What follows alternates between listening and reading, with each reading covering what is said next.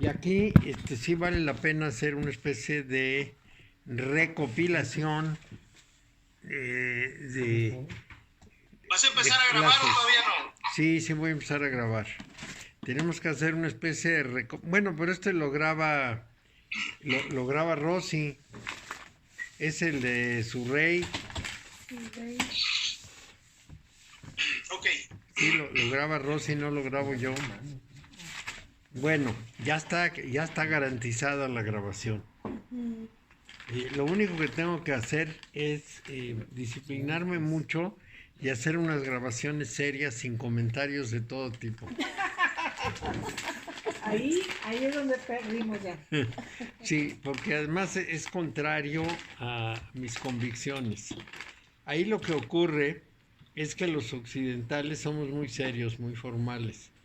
Pero los maestros de Oriente hacen juntas así como hacemos nosotros, platican de todo, en parte sale la filosofía de Oriente. Y salen las dudas. Sí, y no es lo que pudiéramos decir una clase rígida, sino que es una conversación de amigos, que eso es lo importante. Claro. Claro, pero bueno, eso en Occidente no se puede. Sofi, que es muy, muy, muy exigente, cuando iniciamos las clases, le decía a Patti, tú pon orden, que todo se dispersa. Y luego cuando vino aquí la primera vez me dijo, esto no es un salón de clases ni un salón de yoga, pues mira, tú tienes libros y cuadros, ¿y qué es eso? Los salones de yoga tenían que ser muy austeros. Pero pues no, eso no va conmigo. Claro. yo no puedo. Tu hermano te dijo que ayer era un muladar donde vivía, ¿verdad? Sí, no, me dijo muchas cosas. Cuando fue a mi comunidad dijo, esto no es una comunidad, es un harem. Y le dije que exageraba. No, mi hermano era muy formal. Y yo no puedo ser formal, no me sale, no me nace. Sí, no me nace ser formal. Tú sé original, Mario, tú sé original. No Bueno, importa. entonces es muy importante porque nos quedamos en que si alguien decía que había sido iniciado en Malhut, se había equivocado. Estábamos viendo precisamente el pequeño Jogma y el gran Jogma, el pequeño Dios y el gran Dios, Dios en lo grande y Dios en lo pequeño. Dios en lo pequeño es mi Dios personal y Dios en lo grande es el gran autor, el gran fenómeno. Y siempre, nunca debemos olvidar que cuando decimos Dios no estamos refiriéndonos a una persona. Una de las cosas que pueden ser muy chocantes para algunos individuos es precisamente que hablemos de Dios, sobre todo los que de alguna manera han revisado ese concepto. Pero lo que yo digo es que de lo que se enojan es del Dios personal, de pensar en ese ser que tiene brazos, piernas, oídos, pasiones, intereses, amigos y enemigos. Ese pues no, evidentemente nunca nos estamos refiriendo a él. Nos estamos refiriendo al gran principio universal al cual todo obedece, como el Dao, el equivalente del Dao, pero de Occidente. Y ese pues no tiene nada que ver con ese Dios que no les cae bien. Entonces, hay un Dios en lo grande, que es el gran principio universal, y un Dios en lo pequeño, que es nuestro límite para captar esa universalidad. En esto estamos muy parecidos al cli de los judíos, es decir, ¿de qué tamaño es mi recipiente de la luz divina? Si tengo un recipiente muy, muy grande, a lo mejor puedo captar a Dios en lo grande, pero si mi recipiente es muy chiquito, pues tengo que captar algo más pequeño. Y desde luego la primera etapa, cuando ya una persona avanzó y ya está en el camino de buscar, entonces su primera experiencia es la del Dios interior o Dios personal, que es el Dios en lo pequeño. Bueno. Mario, disculpa,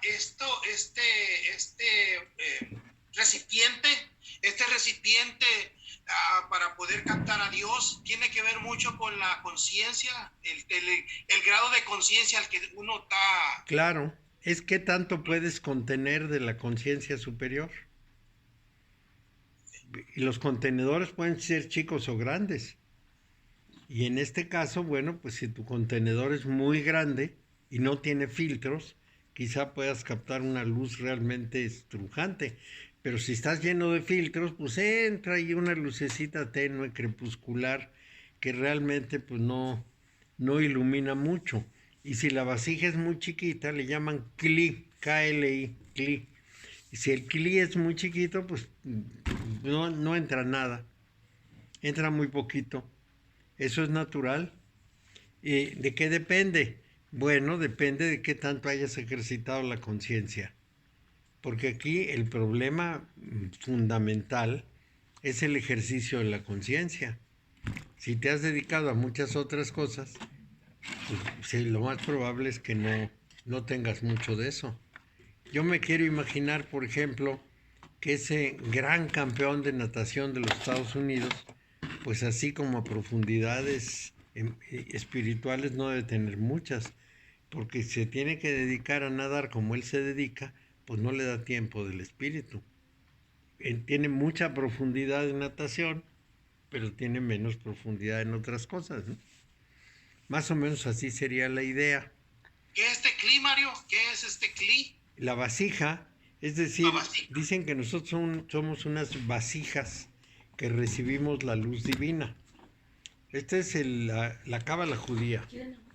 Es decir, la providencia es ese ser proveedor de luz.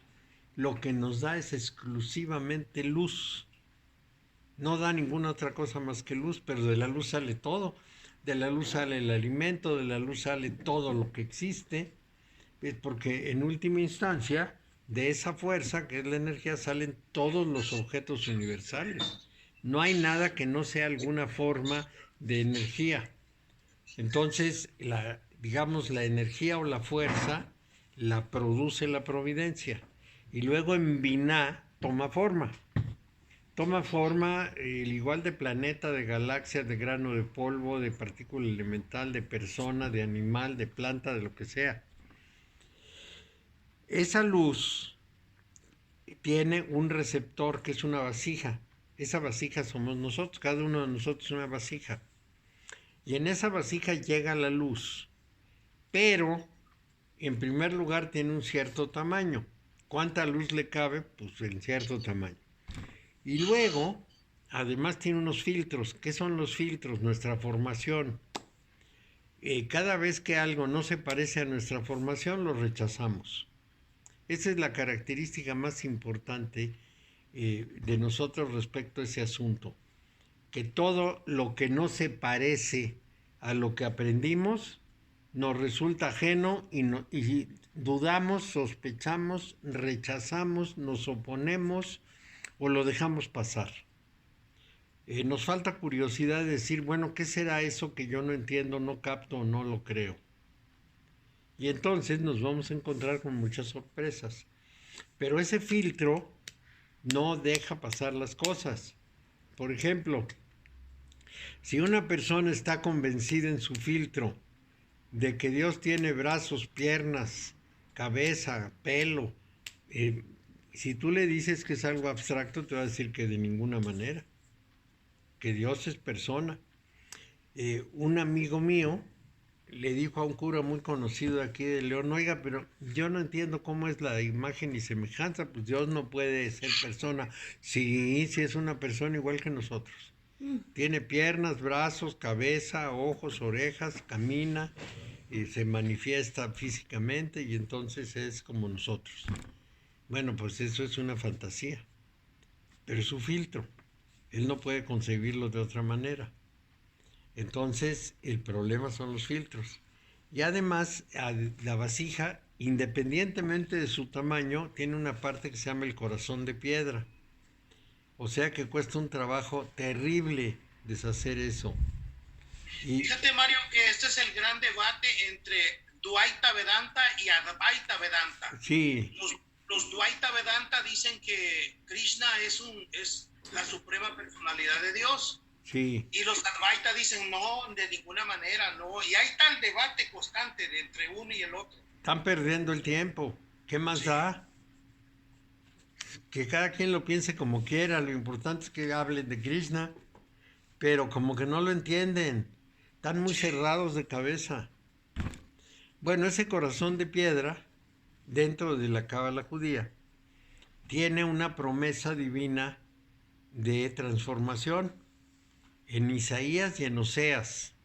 En los dos, que son profetas, dicen, eh, yo haré de carne tu corazón de piedra, es la promesa divina. Entonces uno entiende que llegado cierto momento, cierta apertura del cli, entonces un golpe de gracia convierte en carne el corazón de piedra. Esta es la esperanza de los judíos, cabalistas. Y está bien, qué bueno. Entonces, esta discusión puede parecer así como muy oculta, muy arcana, de que si el Dios en grande y el Dios en lo pequeño, pero precisamente tenemos una tendencia muy marcada a inflar las cosas. Una persona de pronto se siente así como inspirada y después empieza a decir que se le apareció la Virgen. Y eso pues es una exageración. Sienten que con cualquier pequeña experiencia ya se transformó su vida, no piensan que es producto de muchísimos años de proceso, muchísimos. Mario, entonces, si estamos hablando de que este corazón de piedra se habla de él desde la antigüedad, desde los antiguos profetas, es que realmente la dureza de pensamiento y de ser siempre ha persistido, siempre esa resistencia a abrirnos a la espiritualidad. Sí, y no solo es resistencia a la espiritualidad, es una conformación de la que uno no se quiere zafar, no quiere librarse. Está conformado así y con esa conformación quiere verlo todo. Justamente acabo de tener un paciente al que le dije, si esa extremada rigidez que aprendiste desde la infancia, de que todo tiene que ser perfecto, todo tiene que salir bien, estás obligado a cumplir ciertas cosas y requisitos, tu función de proveedor, etcétera, eso te ha hecho desdichado toda tu vida, pues no sirve. Si te ha hecho desdichado, no sirve, tienes que cambiarlo. Es que dice, tengo un caparazón, no puedo romperlo. Pues no, claro, pues son años y es el corazón de piedra. Toda su vida con esa rigidez, para quitar eso, para moverlo. Me dice, pues dame una receta, pues no hay recetas. La psicología no es de recetas así, haz esto y se te quita, no, hombre, qué va. Es un proceso largo, pero le di muchas recomendaciones para que se venza a sí mismo. Por eso Lao Tse dice, poderoso es ese que se vence a sí mismo. Sí, y tiene que vencerse. Bueno, entonces, aunque parece medio arcano esto, medio misterioso, nosotros tendemos a ser muy expresivos y a inflar mucho las experiencias espirituales. Y el universo es demasiado grande y misterioso, que verdaderamente tan importante y tan grande y tan especial y tan lleno de riquezas, que por eso decía yo en la sesión pasada que nadie puede alegar que ya tuvo una iniciación en Malhut y ya domina todo Malhut. No es cierto, pues uno no domina todo el universo, ni siquiera el universo manifiesto. Pero yo sé del universo, puedo decir muchas cosas, pero deben ser pues, el punto 00001 de lo que es el universo. Porque por mucho que sepas, por mucho que hayas estudiado y te hayas metido y estudies biología y estudies cosmología, sabes una fraccioncita. Es tan misterioso que hasta los más sabios en cosmología empiezan a descubrir cosas nuevas que no pueden explicar. Y eso es natural. ¿Por qué? Bueno, pues porque el universo no es tan visible como parece. Hay mucho que no nos es visible a nosotros y que explicaría cosas que nosotros no entendemos. Hay ahí una contradicción muy importante, o aparente contradicción, o paradoja si lo prefieren, que uno tiene que resolver antes de pensar en el universo. Y la paradoja más o menos iría por este camino. Yo como ser humano tengo que entender que el universo empezó de cierta manera y va a terminar de cierta manera. Es decir, tiene principio y fin. ¿Por qué? Porque en mi experiencia personal, en mi experiencia de vida, todo tiene principio y fin. Si alguien me dice, estás equivocado, porque tú estás considerando el tiempo que es una creación humana. El tiempo lo inventamos nosotros. Entonces, en función de eso que inventamos, queremos ver el universo. Pero el universo está en la eternidad y la eternidad está fuera del tiempo. Entonces no puede haber ni principio ni fin porque en la eternidad no hay ni principio ni fin. Entonces, tomen las dos posiciones y átenme esa mosca por la cola. Pues no se puede. ¿Cómo matas esa mosca por el rabo? Es dificilísimo. Ya nada más la idea de principio y fin tiene sus asegúnes. Porque empezó en dónde y por qué empezó. Y va a terminar cómo y qué va a pasar con todo lo que hay. Pero la idea de eternidad es más complicada. En la eternidad, pues nada empieza ni termina, todo está ahí siempre. No hay nada que varíe en el Mario, sentido, sí. Mario, el principio de relatividad no lo planteó Albert Einstein. Antes de él no había principio de relatividad, ¿verdad? No, no había. Entonces, pues así estábamos de atrasados y seguimos.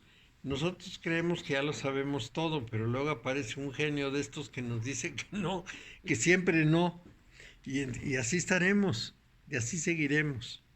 Bueno, entonces no conocemos toda la inmensidad y profundidad del universo, ninguno de los seres humanos, ninguno de nosotros, por mucho que sepamos de algo. Y a nosotros nos parece mucho. Cuando les digo que yo sé muchas cosas del universo, pues a mí me parecen muchas cosas, pero la verdad es que hay mucho más que eso, pero muchísimo más que ignoro que lo que pudiera yo saber. Y lo que Fíjate, sé, Mario, me lo van a ir Mario, cambiando.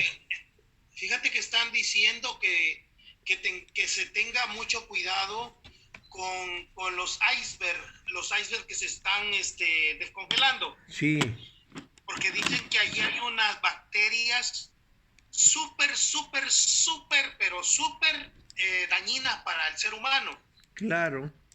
que que esos icebergs no se deben de tocar y que eso puede desatar unas epidemias a nivel global encabronadísimas. Pero claro, pues no te puedes echar un buche de iceberg. Un whisky con hielitos de iceberg, pues sería una imprudencia. Oye, no, pues un mar. En Japón hay un bar que extrae hielos de condiciones especiales de iceberg, donde lo más caro son los hielos y tienen su catálogo. Hay un bar así cotizadísimo. ¿Con bacterias o sin bacterias? Mira, en Estados Unidos, que son tan extravagantes, un día sacaron un agua especial para café. Dime tú cuál puede ser el agua especial para café, que le cambie el sabor y que tú puedes percibir una sutil diferencia. No percibes nada. Oye, a lo mejor sola sí, pero ya con café, ¿qué? Pues sí. Ahora, a mí me dicen, por ejemplo, que el aceite de aguacate amarga la comida. Yo nunca he sentido ningún amargor con la... Es bien rico, ¿no? Pues sí, nada más que ahí lo que ocurre es que hay quien cree que tiene una sensibilidad enorme y que prueba. Pero yo tenía un socio, un experto en estadística, el doctor Nieto de Pascual, que un día hizo una prueba de la Coca-Cola y la Pepsi-Cola. Entonces puso a un número grande de personas a probar vasos incógnitos y a decir si era Coca o Pepsi, y se equivocaron, pero muchísimo. En realidad, el porcentaje estadístico que se obtuvo permite concluir que no pueden distinguir uno del otro. Lo que distingue es la etiqueta, pero el sabor fallaron muchísimos. Mario, sí fallan, pero sí sabe diferente la Pepsi que la Coca. Pues el ¿Tú asunto lo es, sabes? ¿Tú eres experto? el asunto es que te pusieran una venda en los ojos, o más bien te pusieran 4 vasos y te dijeran, dime cuál es Pepsi, y lo más probable es que te cueste un trabajo enorme definirlo. A mí la Pepsi me da como escalofrío, pero voy a hacer la prueba de la guerra de las cocas. Pues mira, en esta prueba estadística en que participaron, bueno, yo no sé, 1000 personas, resulta que se obtuvo el 25% de acierto, que es el estándar. Pero nada. Sí, Ujú. es el estándar. Siempre en las cartas, siempre atinas el 25% cuando te las muestran por la espalda y tú dices cuál es. En los dados también aciertas el 25%, ese es el porcentaje estándar. Entonces, pues le atinaron por porcentaje estándar. Ok. Cuesta mucho trabajo. Bueno, entonces, vale la pena preguntarnos qué es Dios, qué es lo que representa esa trinidad cabalística de Keter, Jochma y Binah. En la realidad, bueno, es muy difícil definirlo y los cabalistas han gastado tinta en cantidades inmensas tratando de explicarlo. Pero ¿cómo vas a explicar algo que no conoces? Algo que no comprendes, pensando que teóricamente debe responder a cierto requisito que es fundamentalmente humano. Porque yo no puedo pensar más allá de lo humano, no puedo. Y entonces humanizo a Dios, es una ¿cómo se llama? Antropologización. Antropomorfización. Antropoformización, eso es. Antropomorfo, sí, tienes razón. Bueno, pues eso es lo que hago. Entonces no tiene sentido. Yo tengo que aceptar que no puedo. Que simplemente es un misterio y los misterios no se descifran. Por eso son misterios. Hay 3 categorías. Los misterios son indescifrables. Los secretos son compartidos y los arcanos lo único que requieren es que te asomes y los descifres. Están esperando que te asomes para ver cómo son. Y ahí están, pero tienes que abrir el arca y ver. Entonces, de esos 3, la naturaleza divina es un misterio. Es indescifrable. Bueno, entonces eso debemos comprenderlo. Pero Mario, pero Lao Tse dice que si trabajas en armonía con el Tao te abrirá sus secretos. Claro, vamos a decir que tú experimentas eso, pero no lo puedes definir. Ok. Es que estamos hablando de 2 cosas distintas. Por ejemplo, tú puedes experimentar el amor, pero no lo puedes definir. ¿Qué es el amor? Pues quién sabe. Tú sientes muy bonito, pero hasta ahí. Así como decir, el amor quiere decir esto. Yo la única definición y muy técnica que conozco es la de Eric Fromm. Él dice que amar una persona es ayudarla o facilitarle realizar todas sus potencialidades, independientemente de que obtengamos de esa persona algún tipo de satisfacción o respuesta.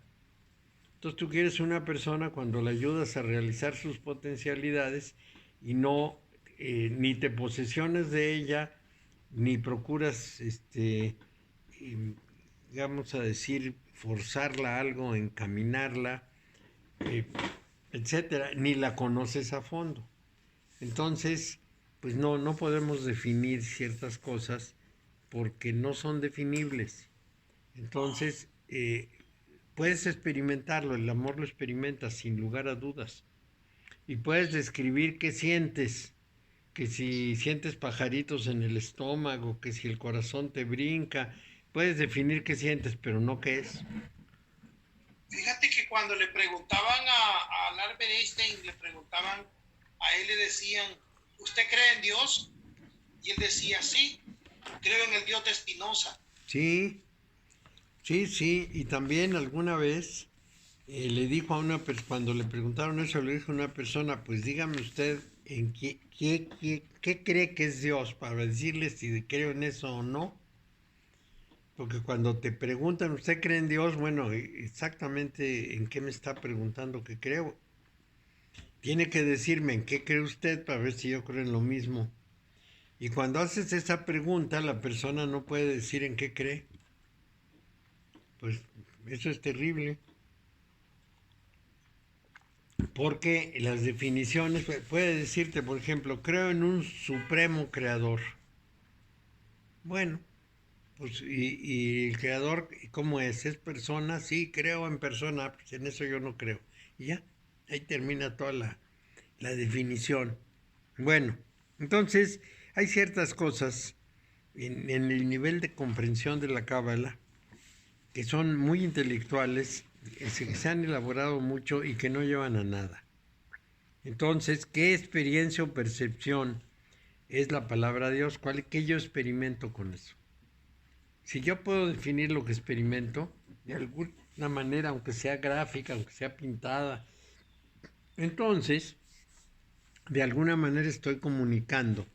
No en palabras, porque es imposible, pero estoy comunicando lo que yo siento cuando digo la palabra Dios o cuando pienso en el concepto, en la noción de Dios. Nada más. Entonces, yo puedo hablar de mi experiencia. Y hay un elemento más. Según se dice, no hay nada que no sea Dios. Este concepto de que está en el cielo, en la tierra y en todo lugar, es el concepto semejante al Dios de Spinoza. Spinoza decía, estamos en Él. No hay nada que esté fuera de Él, todos estamos en Él. Bueno, vamos a suponer que esa es la definición. Bueno, entonces, ¿para qué lo buscamos si ya estamos ahí? No tiene sentido. Si yo estoy en Dios, ¿qué le busco? ¿De qué se trata? Pero es extremadamente difícil. Mario, pero entonces yo me voy a las referencias de los que tuvieron esa experiencia mística. Me voy a la experiencia, por ejemplo, de Ramakrishna, Sí, que estaba enamorado de la diosa Kali. sí. Hasta ahí. Es un sentimiento. Él se siente enamorado de la diosa Kali, pero cuando me lo muestra, yo no me siento enamorado de Kali. Es decir, no puede compartir su amor. Yo puedo compartir una idea. Yo puedo decir, la Tierra es una esfera aplastada y ya, en los polos, ya compartí una idea. Pero compartir ese amor por la diosa Kali, pues no. Yo he leído mucho de lo que dice Ramakrishna sobre ello. Tendrías que sentirlo tú para saber de qué está hablando. Y además sentirlo igual. Si ese es el mayor problema, que lo sientas igual, imagínate, yo, un occidental del siglo XX, tratando de ver lo que sintió un indio del siglo XIX, pues no, nunca voy a saber qué sintió. Y dice cosas extraordinarias. Pues dice que el viento de Dios siempre sopla, que lo único que tiene que hacer uno es desplegar las velas.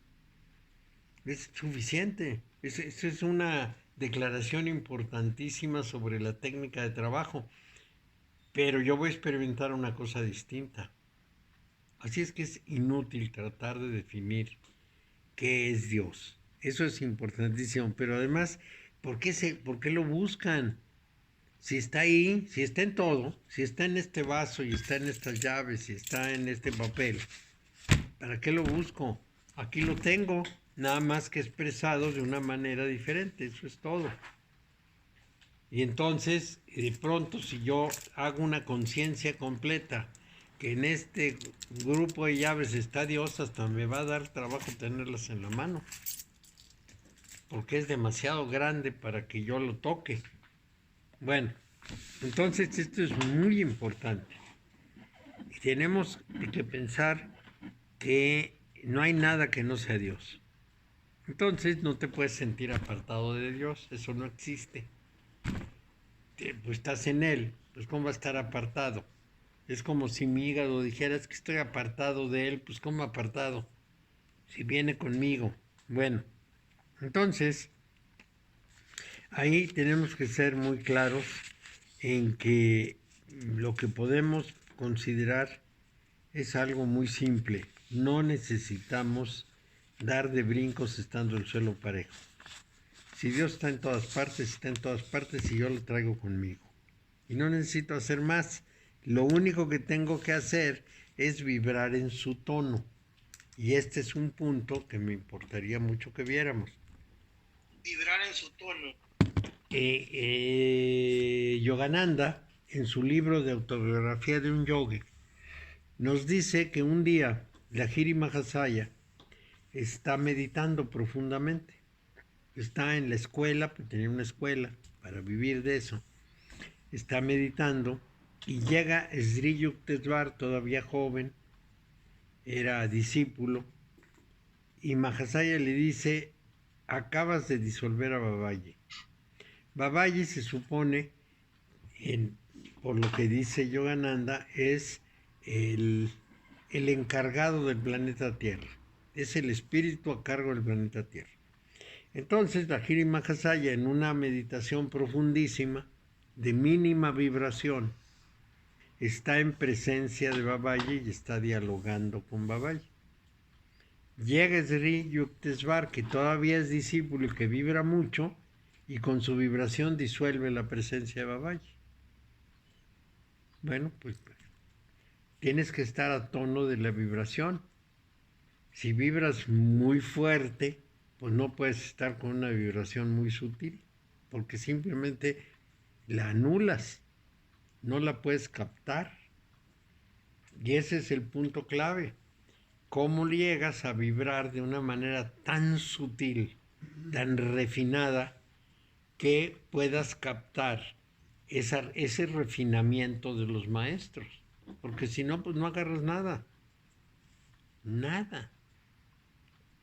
Imagínate que aquí estuviera el muchacho que me carga los garrafones de agua y me los trae y estuviera oyéndonos, bueno, ya se hubiera ido aburridísimo.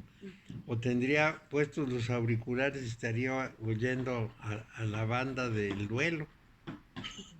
Pues sí, porque le importaría un bledo lo que estamos hablando aquí. Su nivel de vibración es otro. Te voy a hacer una pregunta bien personal, Mario. Tú has hablado mucho de la vibración del maestro.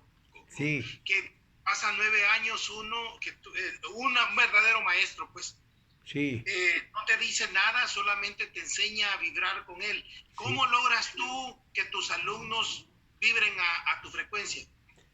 Bueno, por eso digo que soy un viejo mayoso. Mi maña consiste en hablar para que se distraigan y no se defiendan, y entonces la vibración pueda pasar. Si no, no pasa. Entre los occidentales no es posible, porque los orientales llegan, se quedan calladitos y vibran con el maestro, pero a los orientales hay que distraerlos para que se descuiden y entonces su cuerpo imite la vibración, porque si no, no lo dejan. Entonces, mientras mejor los distraes, más fácil es vibrar. Como el juego del gato y el ratón. Claro, es que yo empecé como mi maestro sin hablar, pero no servía para nada en Occidente. Entonces entendí lo que él decía. Yo vengo a enseñarles esto para que ustedes lo adapten a su mundo. Y claro, efectivamente, para adaptarlo al mundo, los occidentales, que somos tremendamente curiosos y preguntamos de todo y todo lo interrogamos y todo lo dudamos, pues lo que conviene es entretener a los occidentales con mucho bla bla. Eso no quiere decir que el bla bla sea insustancial, puede ser un bla bla con profundidad, pero la mente se distrae, la persona se descuida y entonces su cuerpo aprende a vibrar. Ese es el camino que yo he encontrado en Occidente. Debes recordar que Prabhupada lo que decía era que era imposible meditar en Occidente y en la época actual con todos los ruidos y todas las barbaridades que había, y que lo que había que hacer era cantar y bailar. Y por eso los krishnas cantan y bailan. Es lo mismo. Es un método en el cual se distraen tanto cantando y bailando que no se dan cuenta de lo que está pasando en su vibración. Y entra la vibración y la van imitando poco a poco. Es lo que se usa mucho en la práctica de yoga, a Sí. través de buscar que la gente esté concentrada en ciertos asanas. Sí, Es una forma de evitar que se distraigan en otras situaciones de la vida cotidiana y ellos puedan comenzar a generar una vibración interna. claro. Es un método. Hay que usar métodos. Bueno, hay que encontrar el método que le permite a uno llegar al objetivo. Y eso es lo que se hace. Entonces, lo que aprendimos pues es que hay que vibrar en armonía. Y entonces, cuando alcanzas ciertos momentos de armonía, aparecen un género de realidades indescriptibles, pero que te transforman profundamente. Son indescriptibles porque no entiendes qué clase de realidades son. Simplemente estás en un cierto estado y sucede algo que no puedes describir siquiera y cambias, te haces otro y luego sabes cosas que no sabes ni de dónde sacaste. Y esto es muy importante, muy, muy importante. Y nosotros explicamos eso en Occidente hablando de la reencarnación. Es decir, tomamos de Oriente la idea, pero la hacemos muy al occidental y decimos, bueno, si yo de pronto supe cierta cosa es que en mi vida pasada la hice. Es como dicen los chamanes, hay un médico distinguido del pasado que guía mis operaciones para sanar a la gente. Y bueno, por distinguido que fuera el médico, si es del pasado no tenía tantos conocimientos como los de ahora.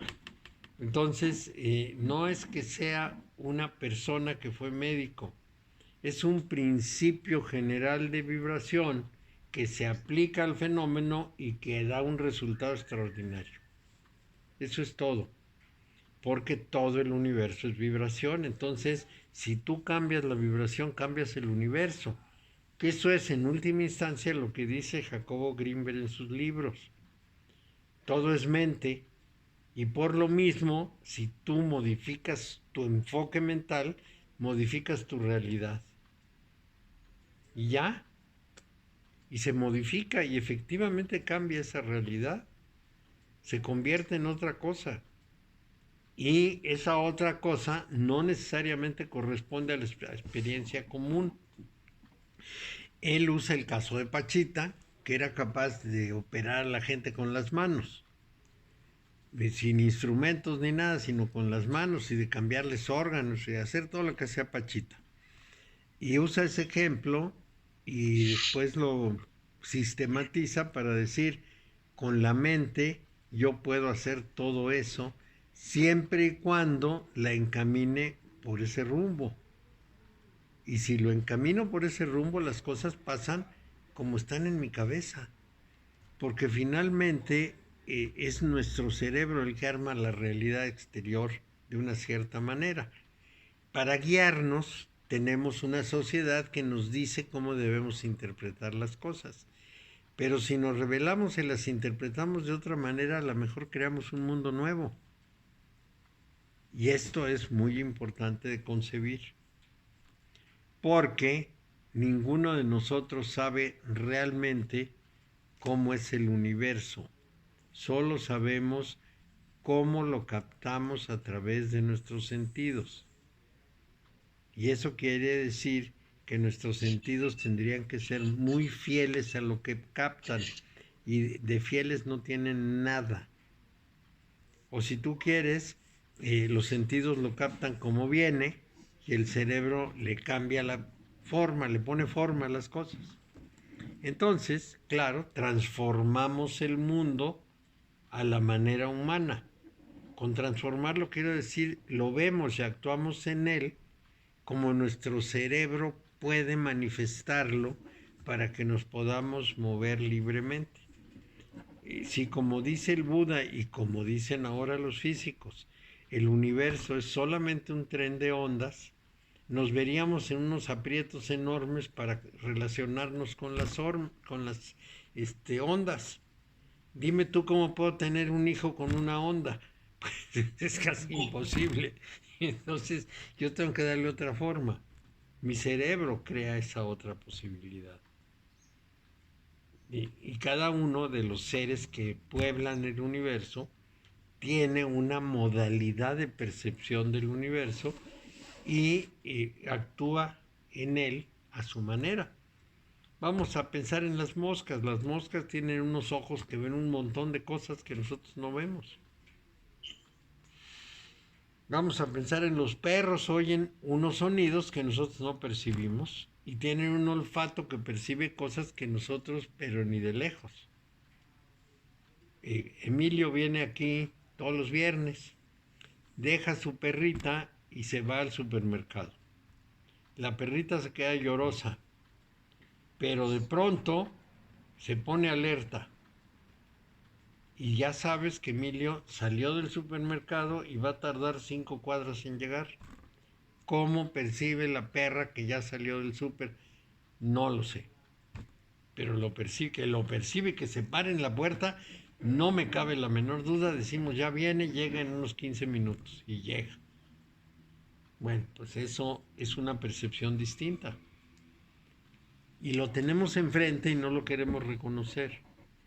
Cada uno tiene, cada ser del universo tiene su manera de percibir el universo.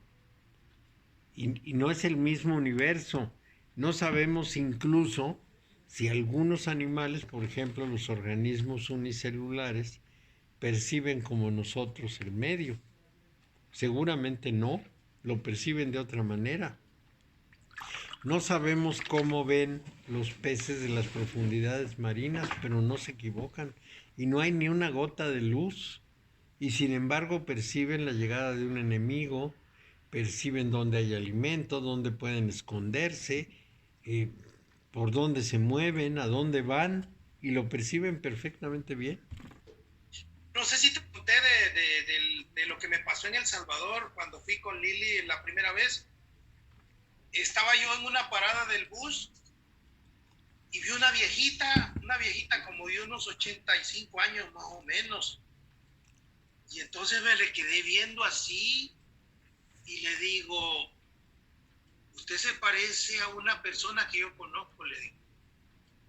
¿Usted no se llama Dorita? ¿No se llama Dora? Me dice, sí, Dora. ¿Usted no es Dora Nino? Sí, soy Dora Nino. Le digo, usted es mi tía, pero tenía 35 años de no verla, Mario. Pues sí. ¿Cómo la reconocí, cabrón? ¿Cómo la reconocí esa viejita? ¿Quién si sabe? Tenía 35 años de no conocerla. Sí. Yo no sé con qué sentido la reconocí. Pero mira, era mi tía. Estás como yo. Un día estaba en una empresa de aquí y llegó un señor a pedir trabajo. Yo vi los que estaban esperando y le digo a la de recursos humanos al día siguiente, oye, ¿qué pasó con el viejito, el ancianito que estaba aquí? No le dimos trabajo, pero me enteré que tenía 3 o 4 años menos que yo.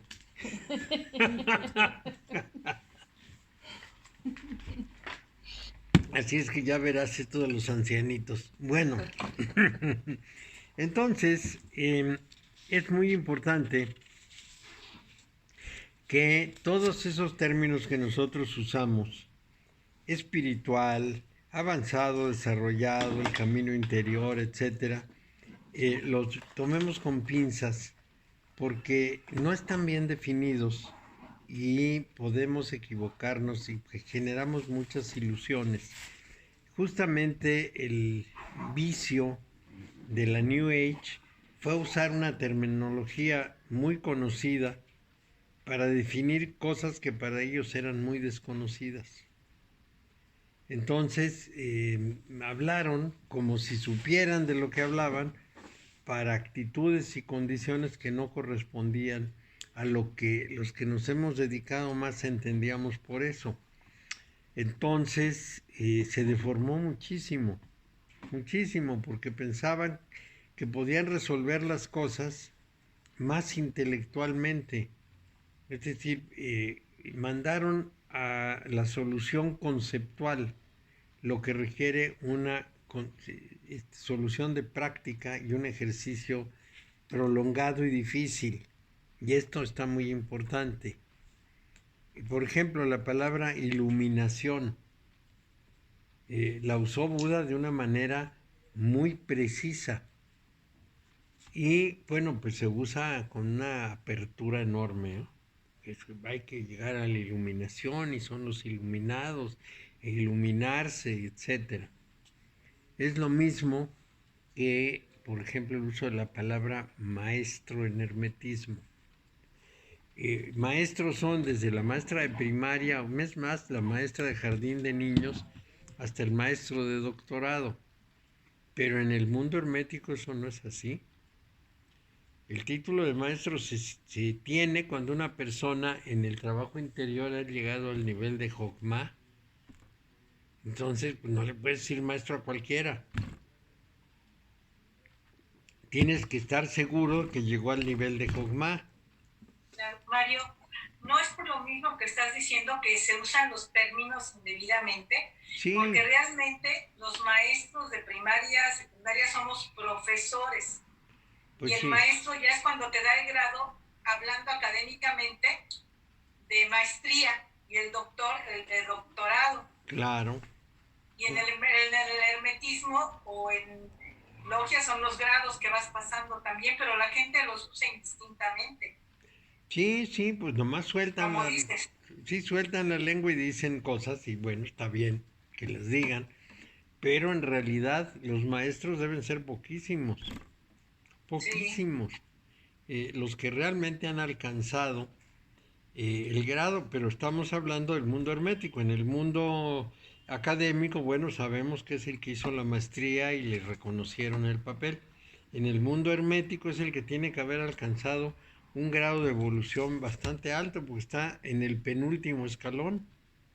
También es un grado de maestría. Claro, porque al que está en el escalón más alto se le llama ipsissimus. Entonces, ahí tenemos que encontrar pues un contraste importante entre el buen uso y el mal uso. Bueno, entonces tendremos muchas cosas: conciencia cósmica, unión con Dios, amor divino. Todo esto son términos que no deberíamos usar ligeramente. Entonces, finalmente, ¿qué es lo que hacemos? Centrarnos de una manera muy cargada en lo humano. Es decir, tomamos lo humano y que lo sublimamos para expresar lo espiritual. Y nos olvidamos que son de naturaleza muy distinta. Y que lo espiritual, o cuando menos como lo llamamos y lo definimos nosotros, no necesariamente es algo así como súper refinado y súper alto, sino que es, en primer lugar, distinto, y hay muchos grados de espiritualidad, y en segundo lugar, parte de la organización universal, no está fuera de las cosas. Lo que pasa es que el universo tiene muchos pisos, y nosotros captamos un piso. Nada más lo que nuestros sentidos alcanzan a percibir y lo que nuestra mente alcanza a concebir. Pero hay otros pisos del universo que para nosotros son muy misteriosos y nada más tenemos que recurrir a la mecánica cuántica para saber que eso no lo percibimos por los sentidos. Toda la mecánica cuántica se percibe o por los efectos o por las matemáticas. Nada más. Y la verdad es que no podemos describirlos, no podemos describir cómo es un electrón, cómo gira alrededor del núcleo, no podemos definir menos todavía cómo es un fotón o cómo son las supercuerdas, no podemos. Se calcula, se miden los efectos, a partir de los efectos más o menos se concibe cómo serían, pero más o menos, de una manera muy, muy aproximada. Es más, los físicos especializados en eso nunca se atreven a definir la forma. Hablan de los efectos, del comportamiento, de lo que podemos medir y contar. Y lo dicen de una manera muy cauta. Los demás, por ejemplo, yo que hablamos de eso, pues como no somos científicos, no tenemos que ser cautos. Decimos las cosas como se nos ocurren, aproximándonos a lo que hemos conocido. Y entonces, bueno, tenemos un margen de error grande. Pero finalmente estamos tratando que algo sea comprensible. Y ya les he platicado que un día estaba yo dando clases y resulta que una persona llevó a un físico y me dijo, es que no es exactamente así. Y empezó a decir cómo era y nadie le entendió, por supuesto. ¿Cómo se le ocurre? Hay que bajarlo a algo entendible. Si no dices que un electrón es una pelotita, pues no te entienden. No es una pelotita, pero no es ninguna cosa descriptible.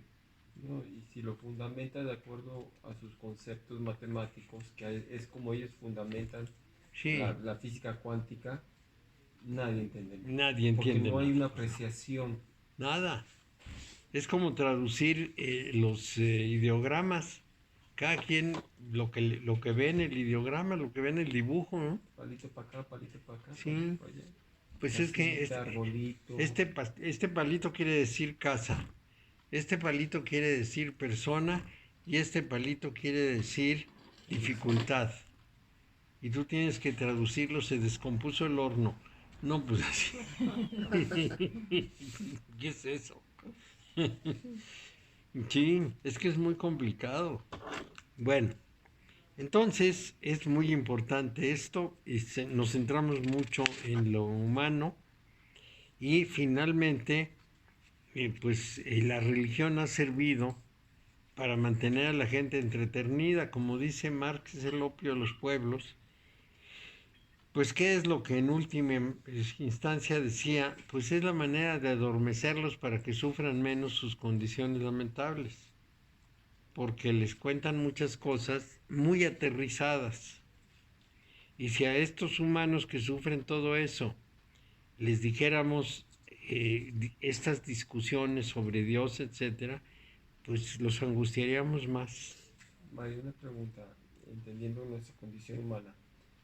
Me planteo en la época de los feudos, de la Edad Media, donde realmente la vida era una vida, pues, ahora sí que muy buena para unos muy pocos y muy miserable para la gran mayoría. Sí. Y donde ellos acogieron una religión como una esperanza de vida mejor a la muerte. En realidad, ¿Y qué les quedaba? dice un autor muy destacado que en la Edad Media la gente era más feliz que ahora, porque tenían tal fe en la vida después de la muerte, que aceptaban una cantidad de limitaciones en la vida como la condición del sufrimiento para ganar la gloria, y entonces la podían pasar mejor, porque tenían la ilusión y lo consideraban totalmente verídico de que se iban a salvar y que iban a tener un paraíso. ¿Cómo sabemos que eso pasaba? Bueno, pues tenemos un ejemplo extraordinario. Juan Sin Tierra, que era rey de Inglaterra, acepta que sus varones le impongan una carta magna. El Papa Inocencio III se indigna. ¿Cómo es que se dio ante los varones? La autoridad no cede. Y entonces lo excomulga, porque ha cometido un error gravísimo. ¿Cómo eso debilita la autoridad? El otro se siente que se va a ir al infierno y le regala todas sus posesiones de Francia para que le quite la excomunión.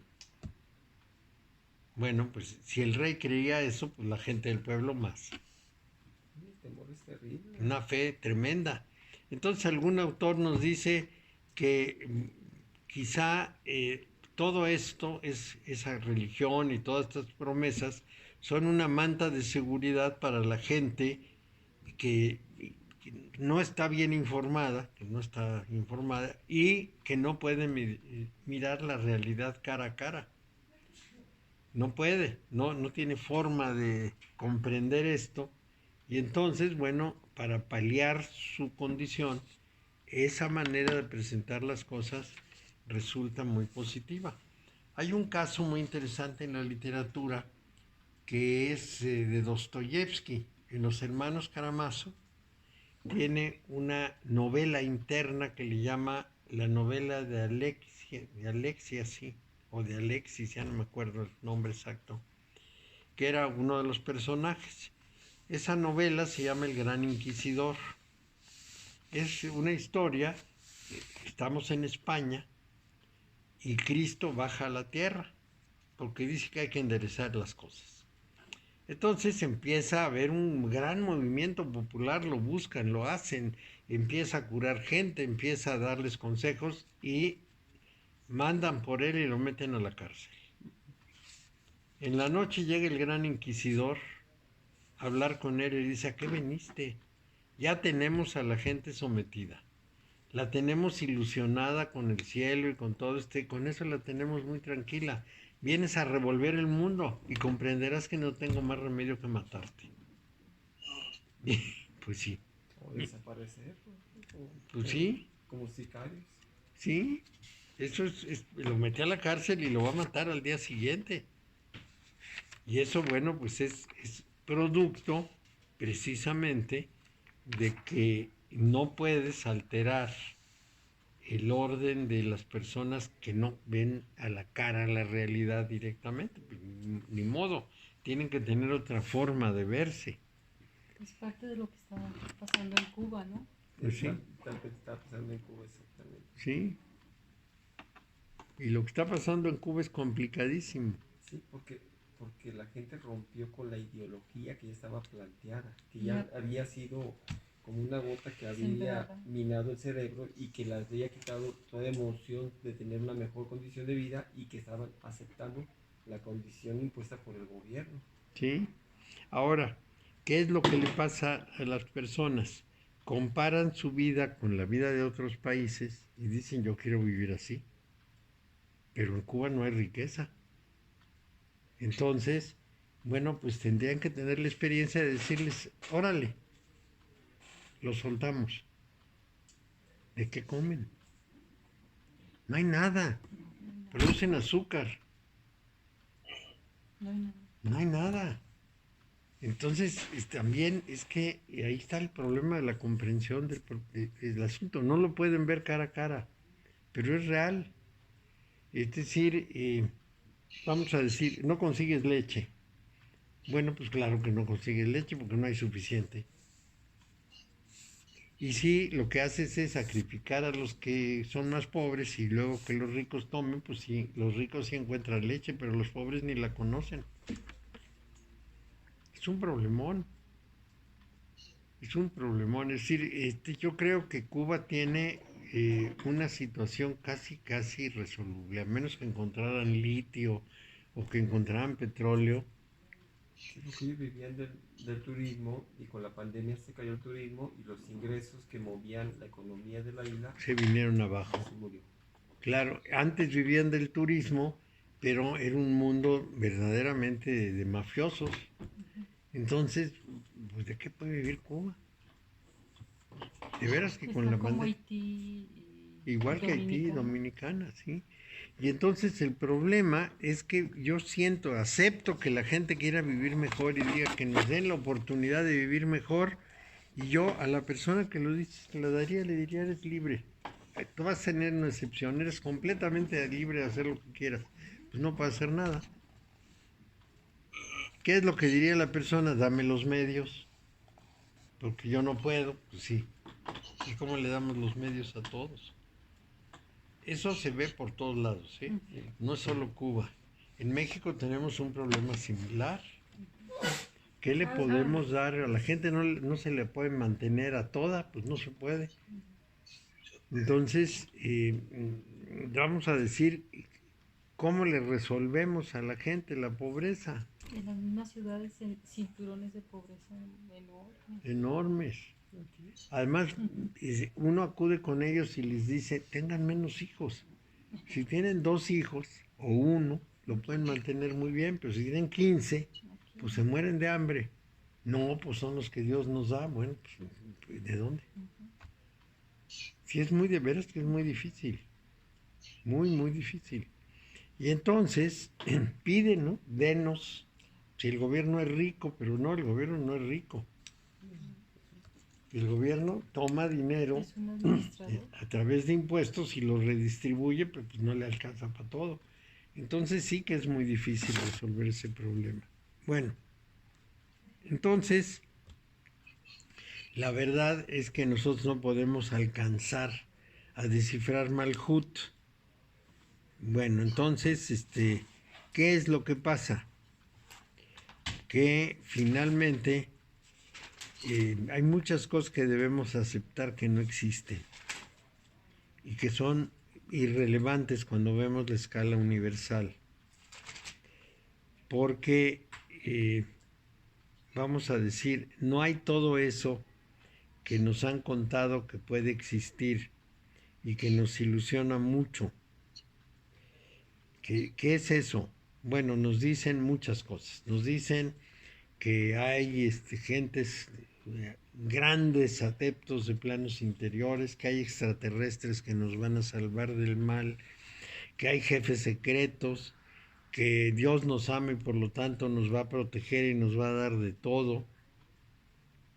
Pero lo único que poseemos en la vida es la alegría o la tristeza de vivir, que eso es lo que realmente tenemos y hasta ahí. Y si lo sabemos aprovechar bien y si no, no.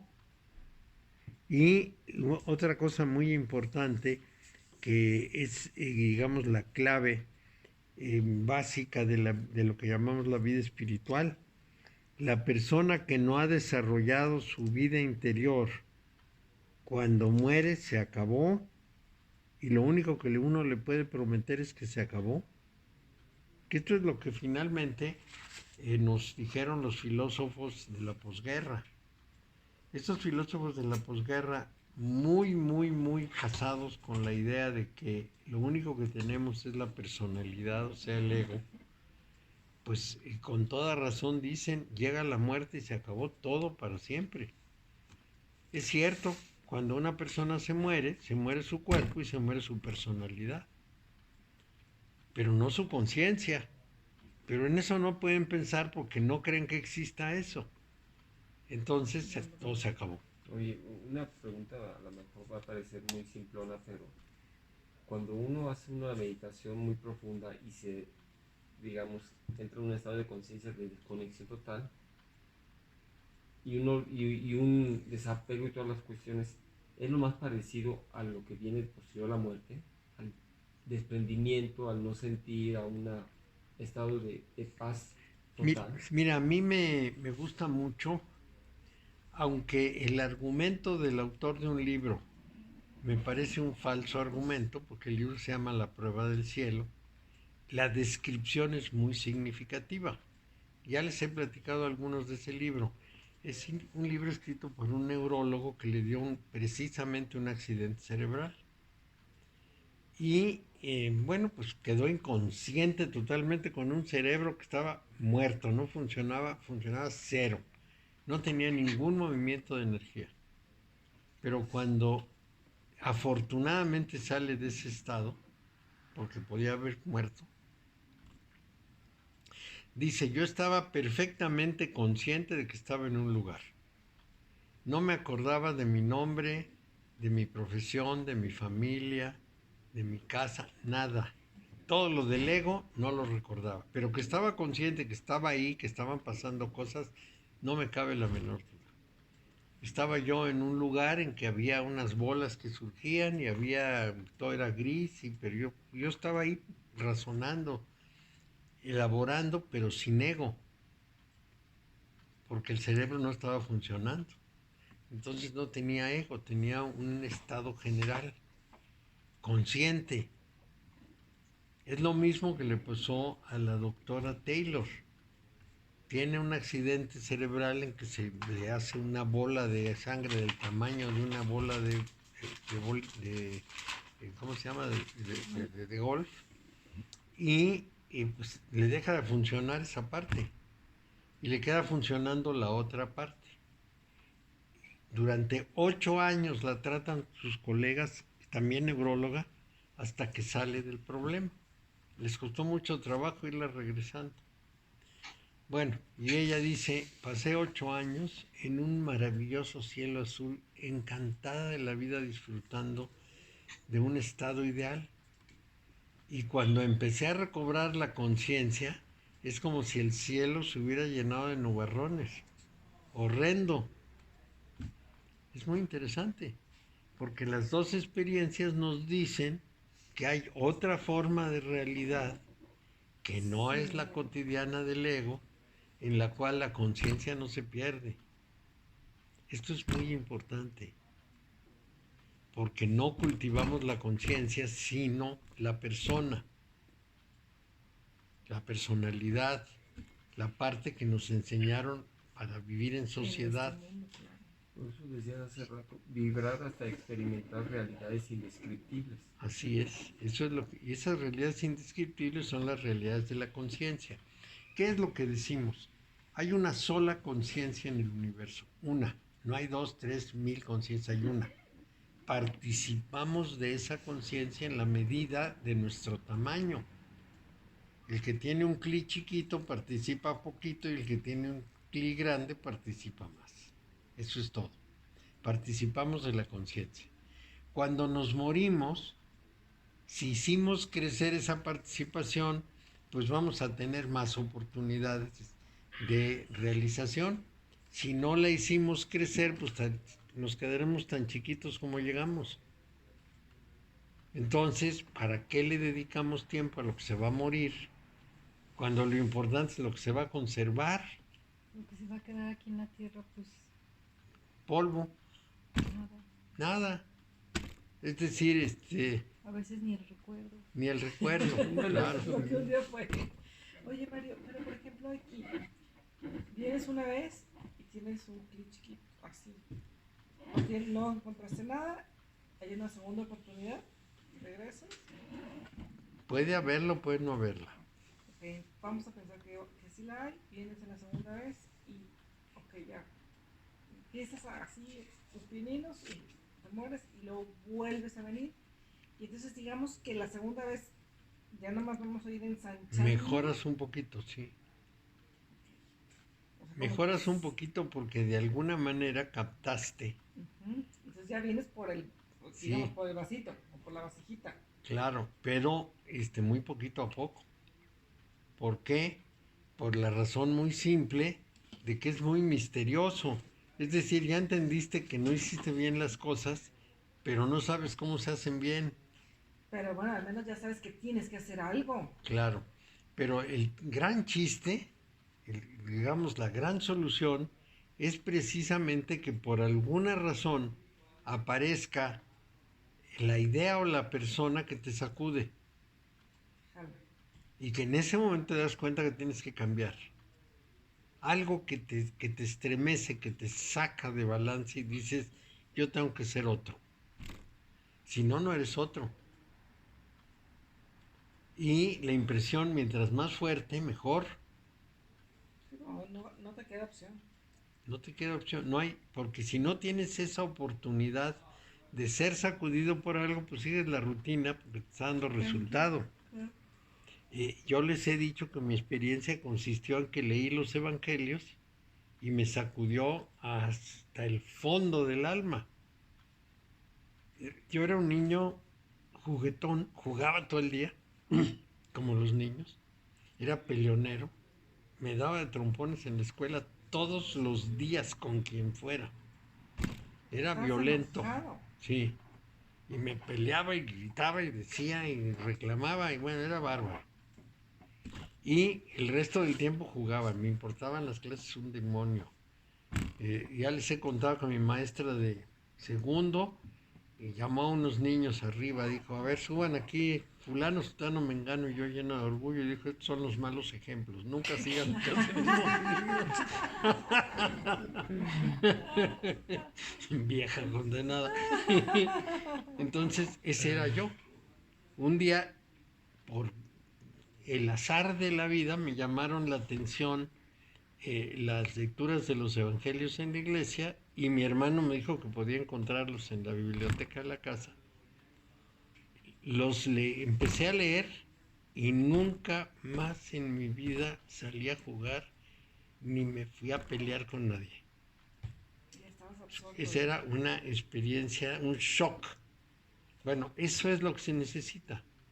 De pronto hay algo que te jala, te llama la atención y te saca de la rutina. Y entonces entiendes que tienes que hacer otra cosa, pero no sabes cómo. Y pasan años antes de ir encontrando por dónde. ¿Con qué metodología? ¿Qué haces? ¿Cómo le haces? ¿Cómo enfrentas las cosas? Entonces, esta es la parte importante de la vida. Bueno, ¿qué es esto? Bueno, muchas tradiciones ocultas han sido diseñadas de manera inconsciente para proteger a los seres humanos de experimentar cualquier cosa, por ejemplo, de experimentar a un Dios, y tienen experiencias que por sí mismas son válidas, que le ayudan de alguna manera, basadas en amor, protección, paz, seguridad, crecimiento personal, comunidad, ganancia de poder, en fin, hay muchas cosas así. Y finalmente, esto ayuda, pero no resuelve. Es decir, ayuda en el sentido de que la gente se siente mejor, pero no le resuelve. Y la solución es muy sencilla de concebir, pero muy difícil de hacer. Y consiste, se los voy a decir, en 2 o 3 pasos básicos. Primero, yo tengo que darme cuenta que estoy a merced de mis jalones intelectuales, emocionales y corporales. Cuando no me jala el cuerpo, me jala la emoción, y cuando no me jala la emoción, me jala el intelecto y arrastra a los otros dos. Y vivo sujeto a los jalones. Este me jala para acá, el otro me jala para allá, según lo que esté pasando. Y me dejo llevar por los jalones. Hago lo que los jalones me dicen. Y vivo al capricho de esos centros míos interiores. Y como que no se me ocurre que un día tengo que poner orden y decir, a ver, ¿qué me está pasando? ¿Por qué hice esto? Porque me jaló el sentimiento. ¿Por qué hice aquello? Porque me jaló el pensamiento. ¿Por qué hice otro? Pues para darle gusto al cuerpo.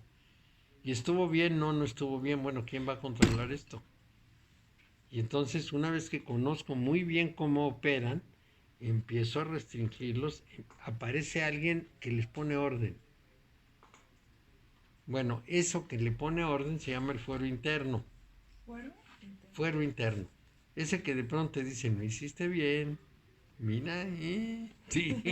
Entonces, Es un Pepe Grillo. bueno, ese es el yo real. La voz interior. Esa voz interior es la que tiene que tomar el mando. Eso es todo. Y luego fijar el derrotero. Y la frase hay una sola frase que lo dice todo. Yo estoy lleno de deseos y quiero cumplirlos. Quiero mis deseos. Quiero cumplir mis deseos. Y en realidad yo debo tener un principio general de decir lo que vale la pena hacer en la vida es esto, y entonces debo desear eso que quiero. En vez de querer lo que deseo, debo desear lo que quiero, lo que vale la pena hacer. Y para eso tengo que tener a ese fondo que sale de mí y le pone orden a esas 3 barbaridades que todo el tiempo están haciendo lo que se les pega la gana. Y si logro ese control, entonces ya puedo empezar a buscar a dónde voy a dirigirme. Digamos que ahí entras en un estado totalmente de congruencia. De congruencia y de control, sí, de tu persona. Y entonces ya puedes buscar una solución espiritual. También puedes buscar una solución humana y decir, quiero ser presidente de la República. Bueno, pero vas dirigido. No estás jaloneado por una cantidad de cosas que no controlas. Y una vez que vas dirigido, tienes que tener, por un lado, la humildad y por otro lado, el empeño de descubrir qué es lo permanente y qué es lo temporal. Y entonces inclinarte más a lo permanente. Lo temporal también te jala, tienes que cumplirlo. Yo tengo que comer todos los días o casi. Pero sí, tengo que comer. Y tengo que darle su lugar a lo temporal. Pero que te quede la base del Pero eso temporal es, digamos, necesario y lo cumplo. Pero tengo un propósito y entonces ocupo mi mayor interés en ese propósito básico, que es lo que quiero, y entonces no deseo otra cosa sino esa. Ya no me dejo arrastrar. ¿Qué es lo que hago cuando me dejo arrastrar? Pues sigo la corriente social, lo que sea. Veo la televisión, acudo a los deportes, estoy pero al tanto de todos los resultados deportivos, estoy al tanto si me interesa la política, de todo lo que pasó en la política, si me interesa alguna rama de todo lo que pasó en la rama, si no me interesa eso, entonces estaré muy al tanto de los artistas de cine y de teatro, o estaré muy pegado a los influencers, porque eso me da sentido, eso me dice por dónde caminar. Entonces quiero ser como Messi, o quiero ser como el youtuber que gana $5,000 mensuales o $100,000 mensuales. Y me dejo llevar. No distinguí bien dónde estaba lo permanente y me voy a lo temporal y me siento muy bien porque hay otro millón de personas como yo. A esta muchachita que metieron a la cárcel, ¿cómo se llama? Yo stop. Sí, Stop. esa Stop. Sí, esta muchachita tenía 8 millones de seguidores. ¿Qué le pasó? Y nada más la ves y no lo crees. Un día dijo, aquí en mi teléfono tengo la foto de una muchacha que se entregó a unos muchachos. Así es que fulanita, te voy a mandar tu foto para que veas lo que hiciste, que quién sabe qué es, que lo que hiciste, ligera de cascos y demás. Y la muchacha demostró que le habían dado una droga y que la habían violado y que esa exhibición de su caso era un delito muy serio. Porque era menor de edad aparte. Porque era menor de edad. Entonces agarraron a la influencer y la metieron al bote acusada de pornografía infantil porque difundió la foto. No. ¿Fue el video no? Pero no difundió nada más, la explicó. Explicó el sí. video. Y ella, pero fue tráfico porque ella se la mandó a la Oxisa. Sí, El cazador terminó casado, man. claro, se lo mandó a la muchacha. Ella. Mira tu foto, Con ahí eso. te la mando para que veas. Y entonces, al haber enviado esa foto, O sea, le hubiera dicho. Ella lo tenía en poder y Sí. se lo compartió ya con eso. ya es pornografía y ya es de todo lo que te puedas Y los imaginar. violadores están libres. Y con sus 8 millones de seguidores está en el bote. Bueno, pero también porque ella empezó a criticar mucho a los influencers que se vendieron al verde. Entonces, como diciendo, entonces criticas también. al verde, entonces te metemos al bote. Claro, pero es que sienten que son poderosos, ¿Es americana también? Niña No, mexicana. mexicana. ¿sí? Mexicana. Pero sienten que si tiene 8 millones de seguidores, pues no le puede pasar nada y que es muy importante y que Y guía a gana los mucho. demás y vote. Y no hay forma de sacarla, ¿eh? No. La radicaron en el reclusorio y está en el reclusorio. Ya saben que de pronto el juez dice, no, se queda aquí nada de que sale con una fianza. Porque entonces sí, leías secas. Sí, y entonces le escribió al novio, te extraño, es que yo no hice nada malo, yo no quería perjudicar a sí, nadie, sí, quién sabe hizo qué mal. tantas historias dice. ¿Y los muchachos están sueltos? ¿Qué? Bueno, Ellos cometieron el delito. no, pero- sí, pero son menores de edad, Cuando pasó, ¿verdad? Porque ya pasó tiempo. sí. Pero, Bueno, pues ha pasado como 2 meses, pero son menores de edad. Entonces sí, les pueden poner alguna tarea de actividad social o lo que sea, pero no los pueden juzgar. Mario, es una Sí. contradicción todo. todo esto que estás hablando está muy bien.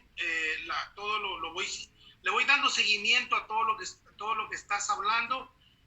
Solo me falta preguntarte una cosa más, que son los llamados de lo que tú siempre nos estás diciendo, que tú pues te fuiste para León y no sabías ni qué ibas a hacer a León, pero Así es. que llegaste allí casi por intuición llegaste a León. No sabías ni qué es lo que ibas a hacer. Es que uno tiene que estar muy pendiente de hacia dónde te jalan y dejarte llevar, porque no nos dejamos llevar. Eso es lo terrible, que estamos en una vida frenética, incesante, con miedos, con deseos, con apetitos, y no nos damos cuenta de los llamados. Y los seres humanos tenemos muchos llamados. Nos están diciendo por aquí, por aquí, por aquí, y no los escuchamos.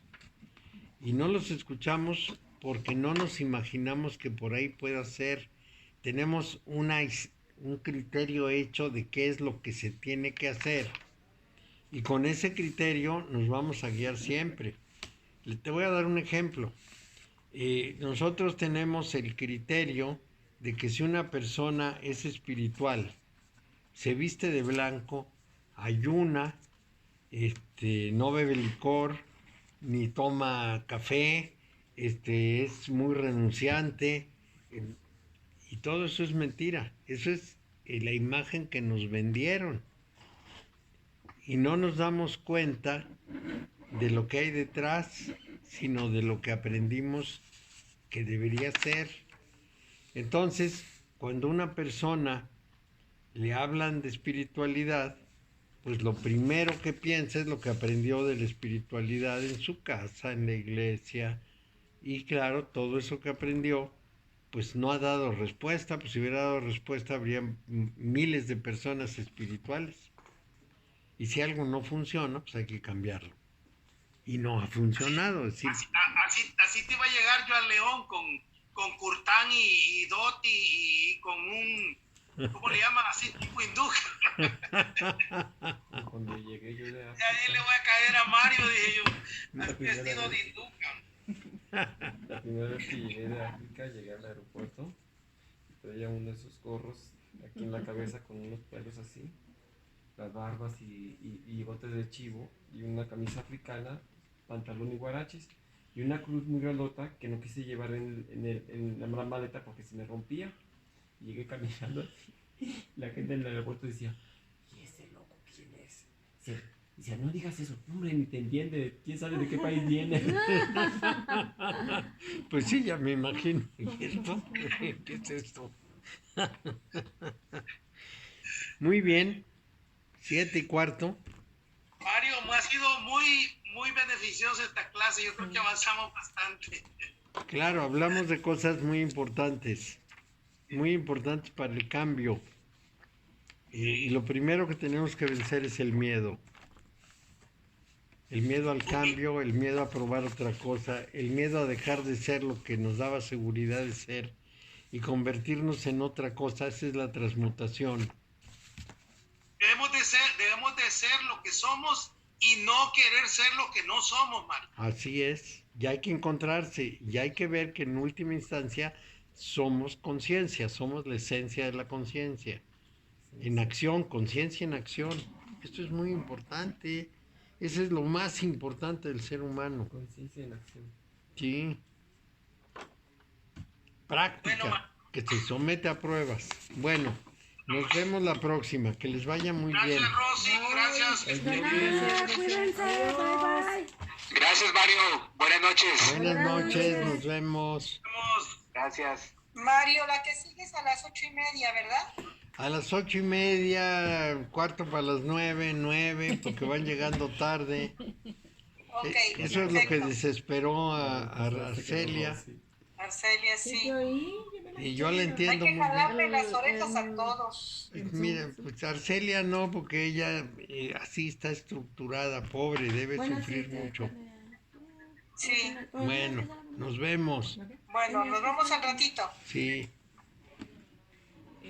No, yo estaba en San Pancho y lo puse sin cámara porque se pierde mucho, como que es muy cargado, entonces Sí. nomás el puro audio. Tengo un muchacho que me ayuda y me cuida ahí en San Pancho. Y estaba llueve, y luego la pila y se va a acabar y no sé qué. Le dije, ¿sabe qué? Si quiere, venga, puede tomar mi clase. Sí, cómo no. Pues nos fuimos al coche, prendí el coche para poder tener pila Dije, sin video, nomás usted va a escuchar. Sí, está bien. Y salí, terminó la clase y me dice, oiga, ¿y cómo le puedo hacer para...? Yo también quiero estar en la clase. Pues nomás que se conecte. Y dije, pues más bien vamos a bajar la aplicación, vamos a ver si su celular puede, no sé qué, y luego ya le voy a dar el link y no sé qué. Me llamó muchísimo la atención que estuviera tan interesado. Bueno, claro, magia y brujería y eso a cualquiera puede Cualquiera. levantar, ¿verdad? Sí, claro. Pero está, Y más siendo de Veracruz. ay, qué padre. Entonces usted va a las clases. Sí. Ah, mire, que no sé qué. No, hombre, está súper interesante, que no sé qué. Que no sé qué. Me dio Pues mucha sí. ternura, porque como dices tú ahorita, pues no cualquiera le entra. Es que te digo una cosa, Eva, que como que todos tenemos esa necesidad de, lo Descubrir. sientes por dentro, que Sí. lo que está aquí no es suficiente. Claro. Entonces escuchas a alguien como Mario y dices, es que hay algo. Claro. ¿Y dónde lo encuentras? ¿Dónde lo busco? Pero yo te voy a decir algo. Yo les platico a mi gente y les digo, vengan, yo les pago la clase. Es más, no pueden venir porque no están aquí, pero aquí está el número, se conectan, están las clases. Bueno, yo los invito jueves y viernes. No. Nadie. No. Y he invitado no Sí, menos sí. de 10 gentes. Sí, sí. No. Oigan, vayan, está Necesitas bien como padre. que Es más, necesitas estar escúchenlo, preparado. O sea, escúchenlo una vez. Si no les gusta ya no regresan, pero escúchenlo porque miren, no sé qué. No, hombre. Sí, está bien. Viene la banda de no sé qué y van 2.500 personas. Esa caray. es que regresamos al tema de esta clase, o sea, no estás enfocado. O sea, tu naturaleza te lleva por otro Hay que lado. entenderlo y hay Nos que quedamos en el aceptarlo. concurso. Así Ajá, es. seguimos en eso. Es Sí, inútil. no, ya. Y por años, o sea, a la humanidad entera. Así es. O sea, lees la Biblia y dices, son los mismos problemas que hay ahorita. Lo que Sí. decíamos ahorita de los profetas antiguos, de que el corazón de piedra que decía, ¿y era Isaías o quién? Isaías y Oseas, los dos hablan de eso. En Oseas es el capítulo 20. Y es ahorita totalmente perceptible. Mi padre, Sí. cuando se iba a morir, esa historia no la conoces, pero bueno, cuando estaba en el proceso final de que le había dado embolia, y decía, mi padre, ya muchas veces, así me llegó una información muy profunda, mi padre muchas veces ha tenido la oportunidad de morirse, pero no se ha podido ir porque tiene algo que no está resuelto. Entonces fui con una persona que tenía oportunidad de apoyarme porque decía, yo no puedo solo, necesito de alguien más. Hablé con Pedro, Gabriel y fuimos con una tercera persona que era la que iba a hacerle lo que era imanes y todo eso. Pero ella decía, lo que hay que hacerle con tu padre es quitarle la dureza de corazón que tiene, porque eso no le permite irse. Entonces platicamos Gabriel, Pedro y dijimos, van a ustedes cada quien en lo suyo, Pedro en tu oración, Gabriel tú en lo del rosario, tú con tus energías, Eduardo, en la noche cuando les toca quedarse con él, y van a ver a su corazón como si fuera una cebolla, y van a empezar a desprenderle las capas de la dureza del corazón para ablandarlo, para que él pueda ver su corazón de carne.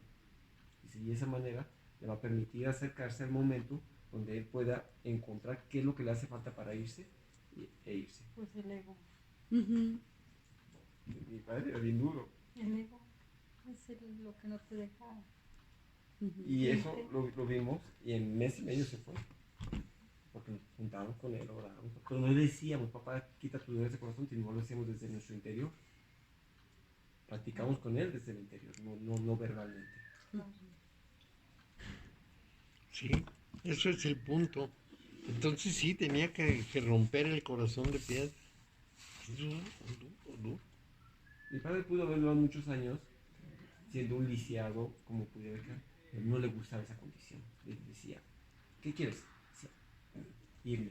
Entonces, ¿qué es lo que le quieres para irte? Suelta. Entonces ya empezó a soltar. Habló a sus parientes, quiero perdón, quiero que me perdonen. Empezó a soltar. Un maestro del Zen estaba ya muriendo y un discípulo lo estaba atendiendo. Y entonces empezó a decirle, y tienen que cuidar mucho la puerta porque esa puerta se puede caer y tengan cuidado de tener todos los días quien se dijo, ya muérete. No soltaba. El otro muy preocupado que si ya deja las cosas. Yo estuve ahora con mi familia, y ya el último adiós a un tío que murió el año pasado, año y medio. Entonces vino su hijo y todos mis hermanos y todos estamos ahí. Y me llamó mucho la atención que todo mundo seguía expresando sus deseos post-mortem. Cuando yo me muera quiero que me hagan y me pongan y no sé qué. Y cuando yo me muera van a tener que no sé qué. Y cuando yo me muera... Y mi punto era, ya te moriste, güey. Ya, Pues ya cuando tú te bórrale. mueras, lo que hagan. O sea, ¿qué te importa? No, Pues pero sí. es que son mis últimos. No, tus últimos hazlos ahorita y paloméalos. Si te mueres mañana o dentro de 6 meses o entre 60 Ya años, palomeaste todo. tú ya no tienes pendientes. Pero qué afán, y sí Dejar creo que es como pendientes a una otros. necedad, cuando yo me muera hagan y no sé qué. y Como me si hagan y- pudieras ordenarles a los demás lo que van a hacer. Pero Pues lo sí. peor de todo es que lo hacen. Y entonces decía, era como que el deseo de mi papá, mi primo decía, y él siempre nos dijo y no sé qué. Digo, me parece maravilloso porque dijo que Cozumel, y entonces pues había que ir a Cozumel y entonces Bueno, a él pues, le encanta. bueno. Pero le digo, imagínate por algo de la vida, no puedes venir. No me digas que te vas a quedar con la angustia de no cumplir su último deseo de ver, no chingues. Pues no. Se me hace como muy, pues vacío, sí, muy terrenal. Sí, sí, Que lo sí, cargue sí. después de ella. Imagínate. El remordimiento, no, ¿verdad? Pero si el problema es el cuerpo. Miren, las madres de los desaparecidos acaban de hacer una super protesta en Guanajuato contra Álvaro Cabeza de Vaca. Y le dicen, pon a tus policías a buscar a nuestros muertos. Y los queremos vivos. Pues ¿cómo? Esos desaparecidos tienen que regresar vivos. Pues no pueden regresar vivos. Luego, no nos repriman. Venimos a reclamar porque toda la policía debería estar buscando cadáveres. Porque nosotros no podemos dejarlos así. Como que en una fosa clandestina, no. Tenemos que recuperarlos. ¿Qué vas a recuperar ahorita? Imagínate el pedazo de carne podrida. No, ya ni eso. Los Todo- huesos. Todo México es un cementerio. Si es que hay huesos. Todo el país es un cementerio. Clandestino. Y la verdad, yo creo que las autoridades deberían portarse sinvergüenzas y tomar huesos y decirles, Ya ya lo encontramos. determinamos que son del ADN, le damos De este los caso. 43 y que cada quien entierre a su pedacito de hueso. Pues sí. Y a los otros, porque estas señoras de que Hacer están un cierre. buscando, hay verdaderos contingentes que están por Santa Rosa de Lima y por todos lados, busque y busque, desentierre cadáveres. O como le hizo la Paca, no sé si recuerdas, Sí, que enterraron y ya encontraron la osamenta del diputado. sí, quién sabe cómo Sí, se llamaba pues, así. Pues hay que hacerle igual, hacer ejemplo, van y entierran también a los mineros de la mina de Conchos, haz un agujero en la noche, mete los huesos de repente, ya encontramos algo, dale a la sepultura. Están arriesgando a la gente a que les vuelva a explotar la mina y por querer sacar la necesidad de sacarlos de nuevo. Sí, es terrible. Pero la idea es, yo necesito tener aquí los restos para hacerle su celebración final y enterrarlo. ¿Santa qué? Santa sepultura. Sepultura. Entonces los sacas de un entierro y los metes en otro. Y la pregunta es, ¿por qué el cuerpo tiene tal importancia? Pero eso también es de la iglesia. Sí, es de la iglesia. Nosotros estamos platicando y ahorita sale. Es que eso no es la santa sepultura y que no sé qué. Ya te fuiste, ya te moriste. ¿Qué te importa si te ponen en una caja, en una bolsa, en un Ziploc o te avientan al mar? ¿Qué importa? Ya nada. Peligro ahorita. Sí, Mejor ahorita que te lleven y que te traigan y que te suban y que te... O sea, ahorita sí. Para mí ahorita estás en vida y ahorita aprovecha. claro, y si quieres te echamos al mar de una vez. Pero pues si ya te fuiste. Ya que, Y era o sea, sentí, y ahorita que lo comparto, como un amarre, como una pescada, sí. Y todo el mundo que sí, que no sé qué. Yo dije, bueno, está bien, cada quien como cada quien quiera. ¿no? Ya. pues sí. Oye, ¿Qué Mario, decía el cuando era sufrimiento de de cuando una persona se va, puede ser también un acto egoísta porque él es para, no lloras por la persona, sino lloras por Es ti, por ¿no? miedo. ¿Por qué doblan las campanas? Decía un Ernest filósofo Ernest inglés. Hemingway.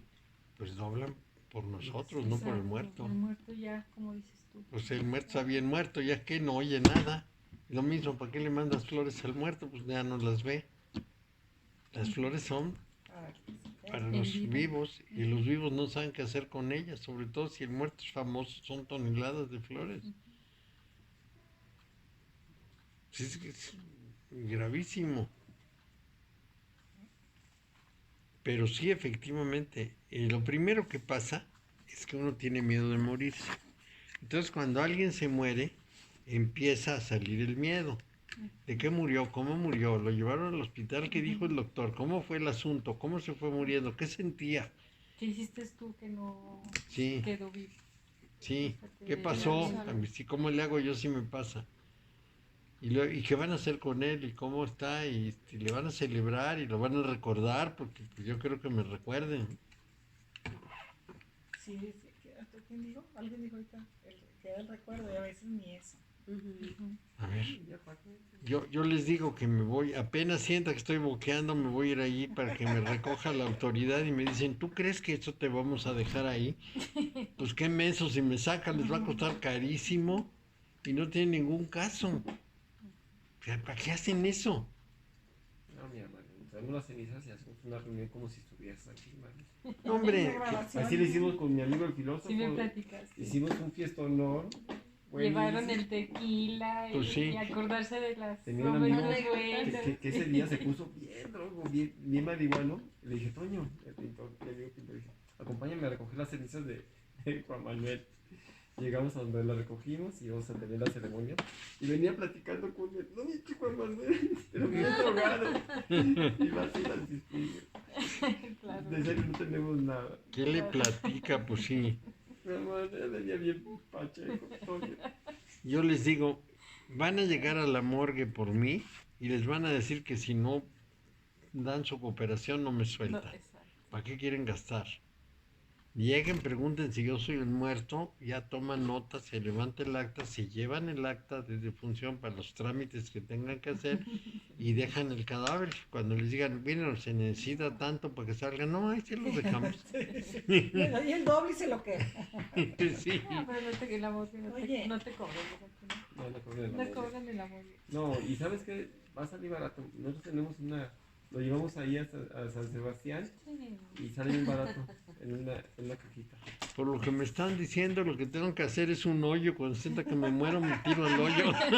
Y ya. Tenemos el número, Más ¿verdad? fácil. Sí, Es no, más fácil. Mario, que nos hablen por teléfono y nosotros te ayudamos. Tenemos cuántas dos, ¿verdad? Dos, una de 6 y una de 3. Ay, en el costalazo ya no sabes, Mario. Pues yo tengo una cripta que tengo que vender, pero Sí, Mario, ya ve de la... ya tengo que venderla, sí. Ahorita Esa que está vale, bien esa- buena. esa sí. Ahorita Es que tengo que ir con el en la notario, Basílica de Guadalupe. porque me dicen, porque lo que me dicen me dijeron en la basílica. Y de los Que te principales, mate, que te abajito de la Virgen, ¿verdad? Oye, Mario, Abajo ahorita de Juan Diego. para que gastes ese Abajo de dinero, lo Juan aproveches Diego. tú. Sí, abajo de la Virgen, en donde está Juan Diego. Sí, No, vale oro. es de su hermana. Vale bastante. Entonces, Mario, ven. el ¿O asunto te es que quieres quedar ahí? tengo que ir con el notario. ¿Quiere que te Demostrarle que se murieron todos mis hermanos, que yo tengo Está derecho, fácil. porque resulta que mi hermana, bueno, la redacción que dice es María Antonieta Márquez y no le pusieron nada después. Hijo. Entonces Ya no tengo que ir llenarlo. con el notario para que le ponga mi nombre, Ok. Ujú, sí. pagarle al notario, luego y ya Pero lo venderlo. vas a retribuir ese dinerito. Sí, sí, claro. Oye, ¿o quieres que te queden ahí? ¿Te quieres quedar? Ay, no, qué barbaridad. Lo llevamos todos, A lo mejor lo no lo vamos quería todos vender, en a veces procesión. Mi hermana lo